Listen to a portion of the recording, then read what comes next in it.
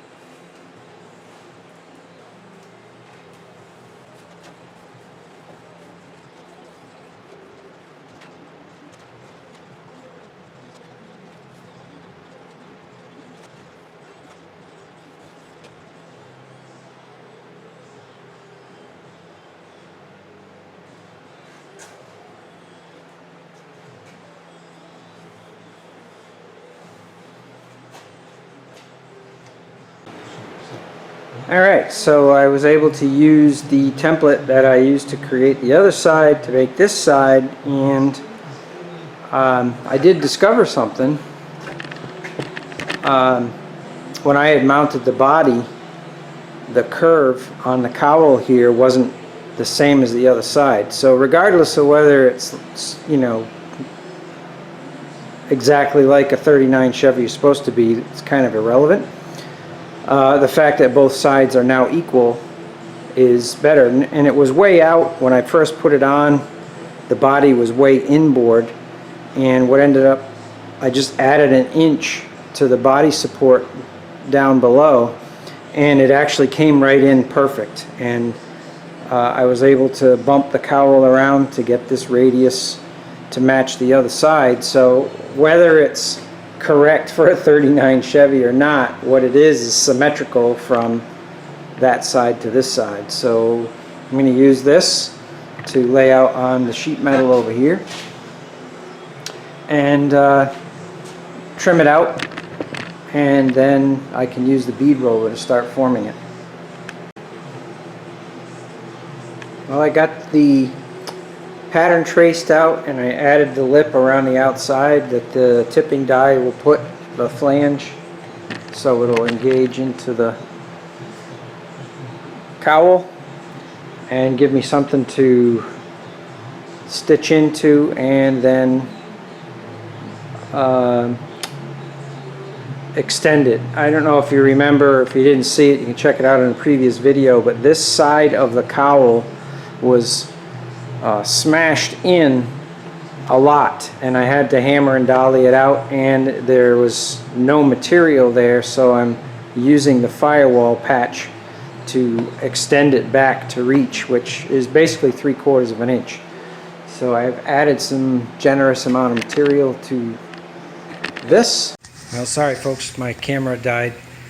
So I think you've seen me do it this before, but what I do is I rough cut out the sheet that I'm going to use with a pretty good margin of safety, and then I'll go in and do the final cut with hand snips, because this particular shear likes to stretch the material or shrink it when you go around a corner, and it kind of puts a waviness into the sheet. And when you go through with the tin snips and very carefully follow your line, that waviness kind of disappears. So alright, so I'm going to go get my tin snips and trace this out a little more precisely, and then we'll hold it up onto the car and see what it looks like before I go through the trouble of sculpting the pattern on the center and putting it in the tipping die to roll that edge over. Alright, the test fit looks pretty good. It fits the centerpiece, fits over the frame really nicely, and if you look at my traced line, it is following the cowl pretty well. And there's a big gap here because that metal is missing, and when I do the tipping die to roll this edge over, it'll fill that and still give me enough room to stitch. So that's going to be true all the way down. This patch piece I put in, you can see, was to the actual location of where the cowl should have been, and this was smashed in and beat over and welded with the old firewall. So I'm taking this opportunity to gain that extra ½ inch down here and then almost an inch up here, and then I got a big flange that'll overlap on the inside here. Alright, I got to trace out that sculpted section. I'm not putting the number 7 over here because the master cylinder, the clutch pedal, the gas pedal, the brake pedal, and the steering shaft are all coming through here. So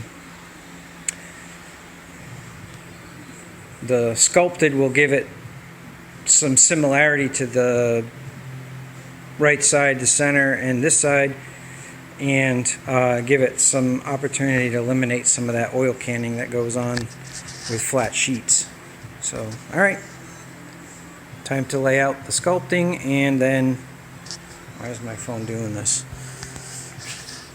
Get the tipping die going and put that flange on. Well, there's the first test fit right off of the bead roller and the shrinker, and the radius come out really nice. I've got the reach in to stitch it in. It's out a little bit further than it's going to be because if you look, I have to trim this flange off that I made on this filler piece because I'm going to utilize the flange on this. So I'll trim that off with a grinder so it slips inside it, and then that'll give me a landing zone to stitch to, and then we can stitch all that in and fill that gap that used to be here. So real happy with the initial fit, and with no clecos, no clamps, no anything, she's fitting pretty good. Alright, I'm going to stop for now. It's 90 something degrees in here, and I'm just working on sheet metal and I'm drenched with sweat, so time to go get a cold glass of ice water. Alright, till next time, remember, if you're going to be stupid, be smart about it.